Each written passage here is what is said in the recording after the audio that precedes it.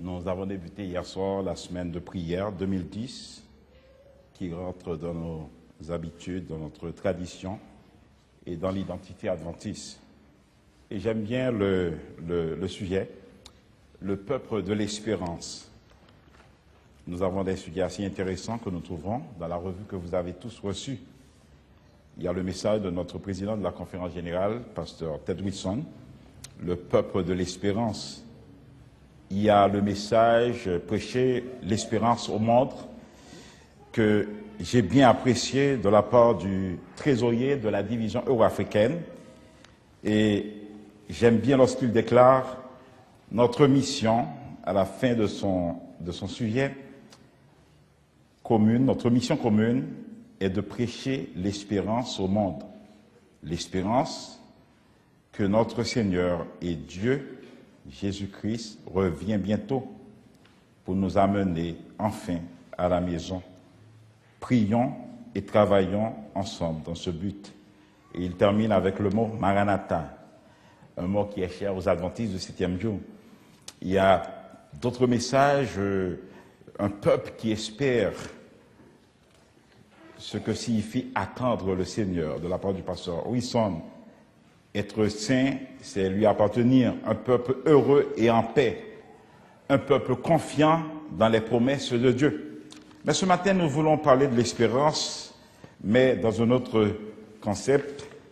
Et j'aime bien lorsque l'un de mes professeurs de théologie systématique à Chicago déclare que l'eau est une espérance. Car lorsque nous trouvons dans l'eau, lorsque une force et aussi l'eau peut nous aider à traverser un désert, il y a aussi le désert de cette vie. Ils sont nombreux ceux qui ont soif. Et ce matin, je me propose d'analyser l'expérience de la femme samaritaine au bord du puits de Jacob qui rencontre Jésus. Mais juste avant de revoir un peu les textes que nous avons lus, je vais vous parler un peu des fleuves que nous avons ici dans ce beau pays qu'est la France. Mais je vous pose une question. Y a-t-il des puits dans lequel vous cherchez le bonheur? Ici en France, il y a beaucoup de fleuves.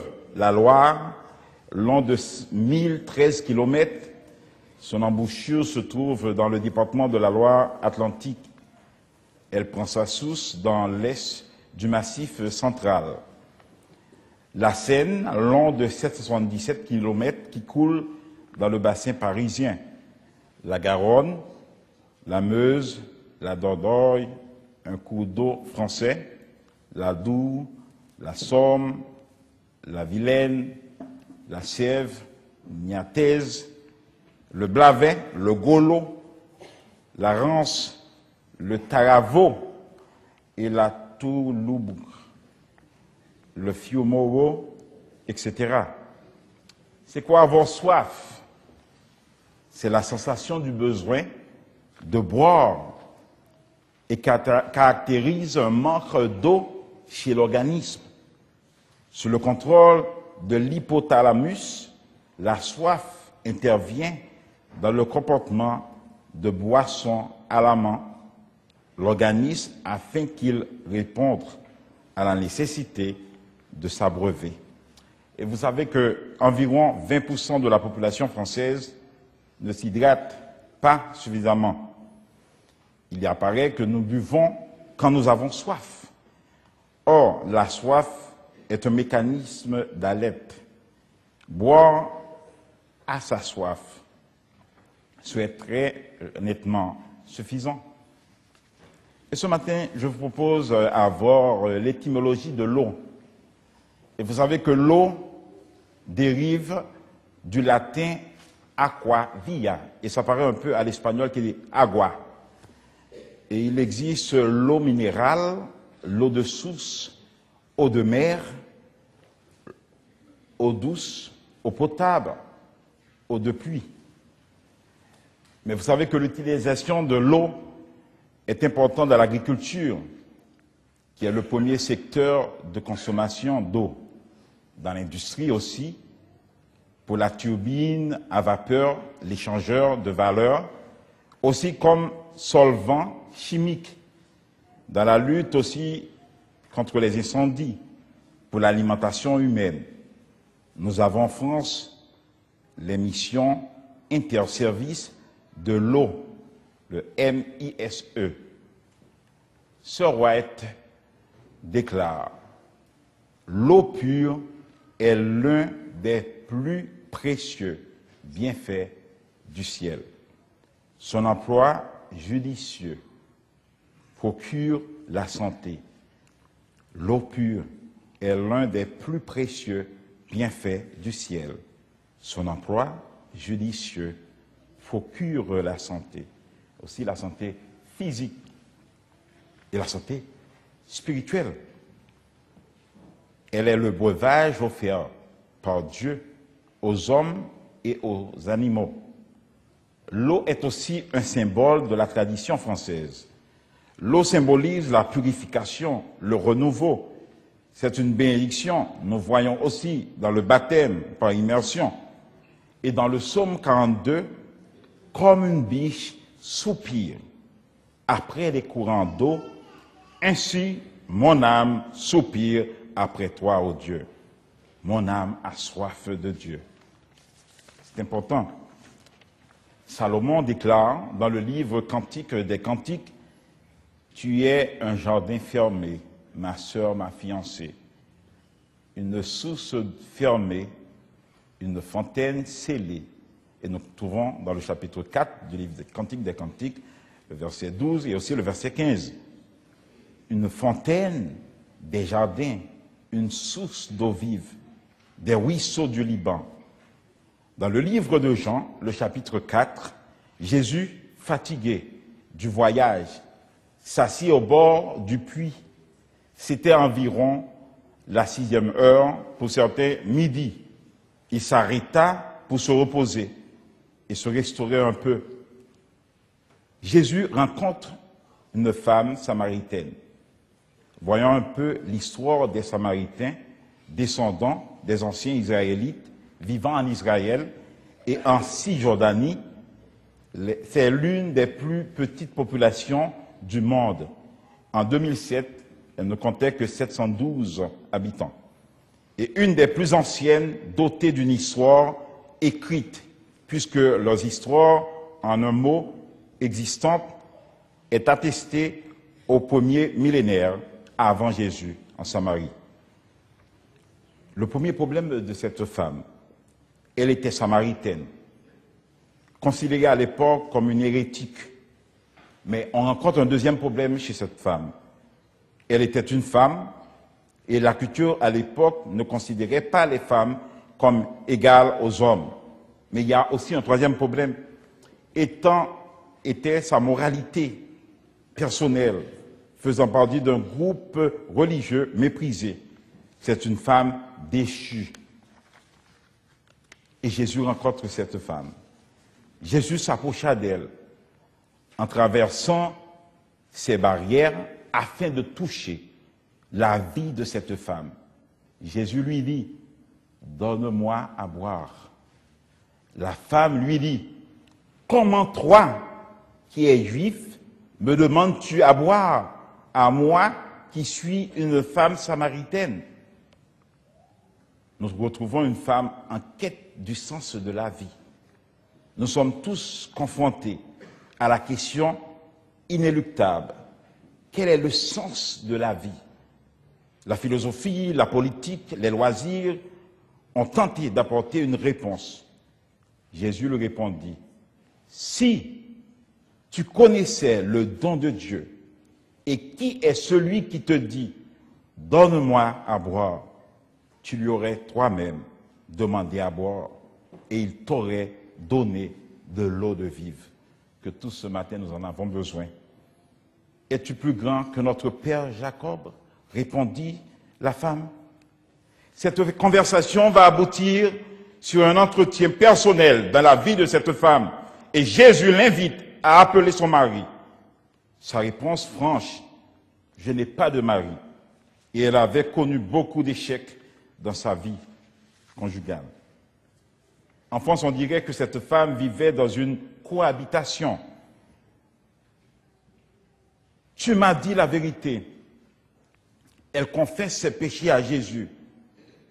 L'étranger, près du puits, donne à cette femme un sens à sa vie, une opportunité.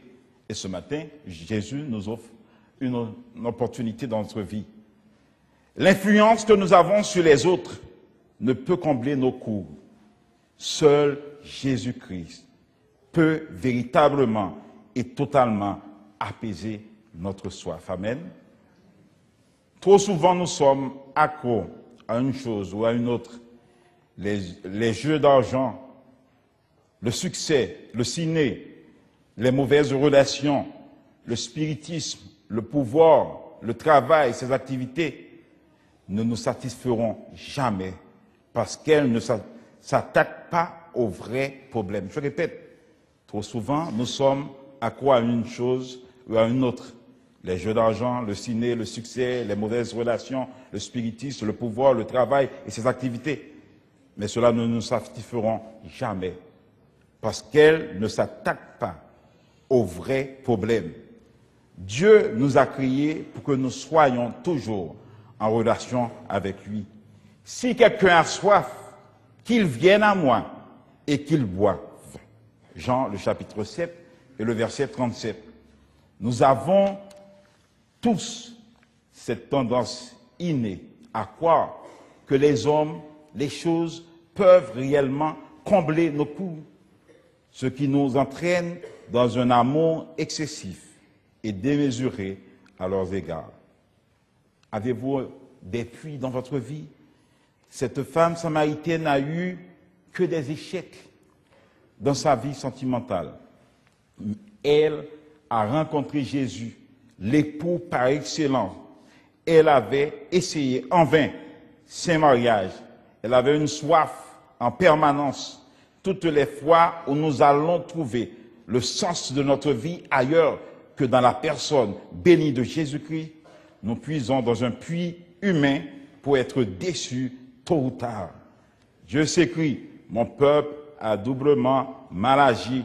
Ils m'ont abandonné, moi, la source d'eau vive, pour se creuser des citernes crevassées qui ne retiennent pas d'eau.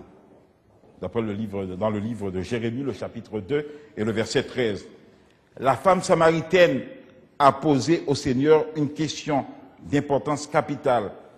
Es-tu plus grand que notre père Jacob? Et nous trouvons ce texte dans Jean, le chapitre 4 et le verset 12. Es-tu plus grand que notre père Jacob? La réponse est fondamentale pour chacun de nous ce matin. Oui, Jésus est-il plus grand que la richesse ou que les faux dieux? Oui, il est plus grand que les Baals. Il est plus grand que tous les dieux, les faux dieux. Il est notre sauveur.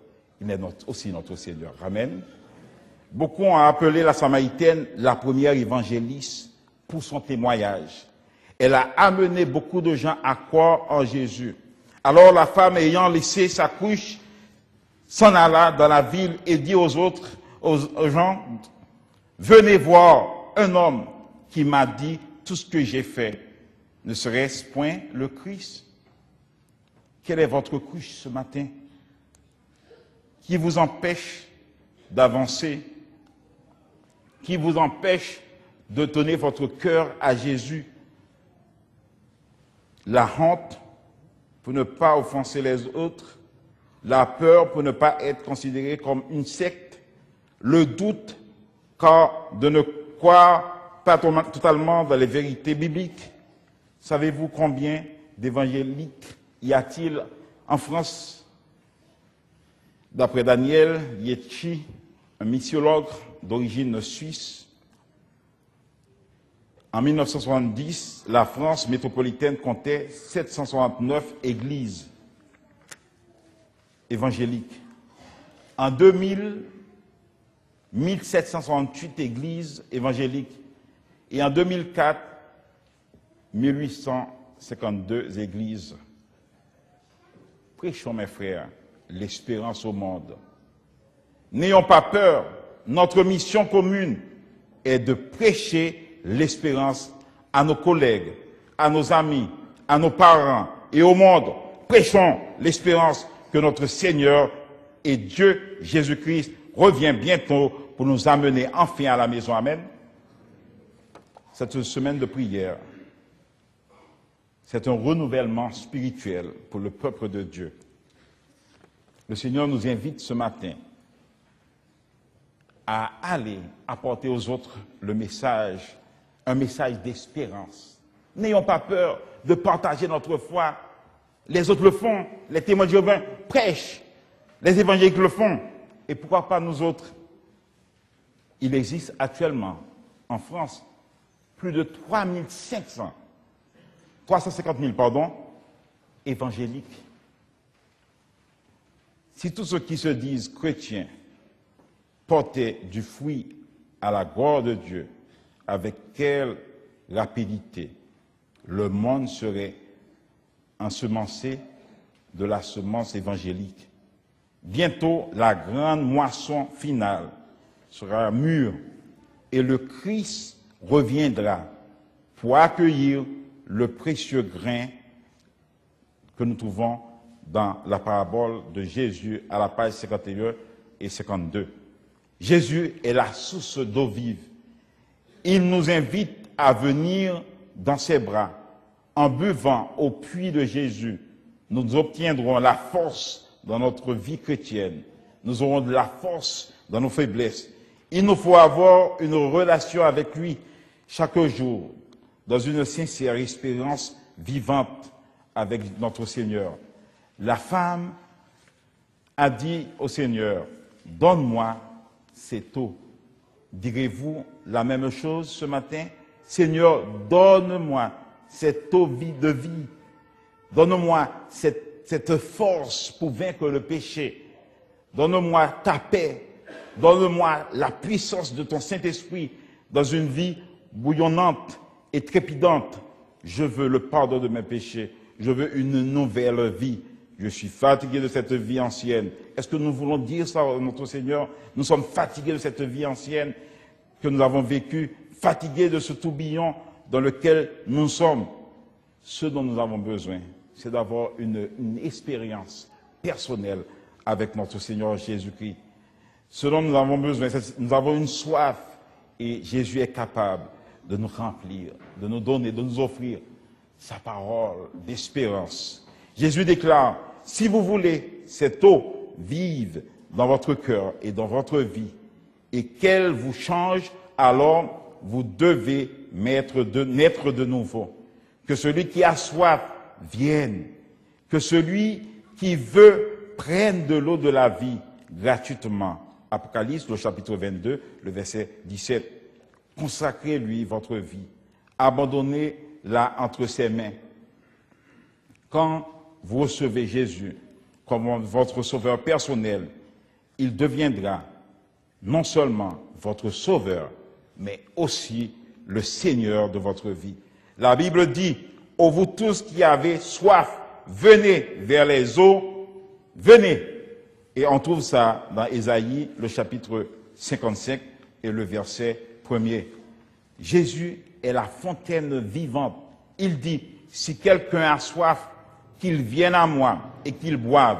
Celui qui croit en moi, des fleuves d'eau vive couleront de son sein. » Comme dit les Écritures, cette femme avait une vie vide. Elle avait presque tout essayé. Elle avait la même soif, misérable et malheureuse. Mais Jésus nous invite ce matin.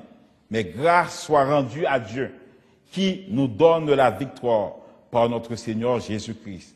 Le doute, le désespoir, la défaite ne sont pas des choses sur lesquelles nous pouvons construire une victoire ou une vie victorieuse. Satan ne possède plus de puissance pour vaincre les fils et les filles de la famille de Dieu. Cependant, il a la capacité de nous tromper. Si nous voulons servir Jésus, nous devons apprendre à confier dans ses promesses. Recherchons le bien. Et comme le dit Amos, recherchez le bien et non le mal, afin que vous viviez et qu'ainsi l'Éternel, le Dieu des armées, soit avec vous. Et pour terminer, mes frères, notre unique sécurité est de rester constamment sous la protection de la grâce de Dieu et de ne pas émettre un point de vue spirituel tendant à appeler le mal bien et le bien mal. Nous devons, sans hésitation ni discussion, interdire au mal l'accès de notre vie. Pour l'esprit actif des enfants et de la jeunesse, les scènes imaginaires des romans deviennent des réalités. On prédit des révolutions et toutes sortes de péripéties au cours desquelles la loi est foulée aux pieds. Nombreux sont ceux qui, nourrissant leur esprit de ces élucubrations, sont amenés à connaître des forfaits pires, si possible, que ceux dont on lu le récit. C'est ainsi que la société est démoralisée et qu'on y sème le désordre avec Dieu chaque jour. Dites avec fermeté, je fermerai les yeux à ce qui est frivole et coupable. Mes oreilles sont au Seigneur et je veux être sourde au raisonnement subtil de l'ennemi. Ma voix ne sera en aucune manière à la disposition d'une volonté qui n'est pas sous l'influence du Saint-Esprit. Mon corps est le temple du Saint-Esprit et j'implorerai toutes les forces de mon être à poursuivre avec fermeté le but que le Seigneur nous a tous confié. Soyons une Église unie dans la fraternité, dans l'amour, dans le pardon, unis dans l'attente du prochain retour de Jésus. C'est là ma prière pour vous et pour moi. Merci.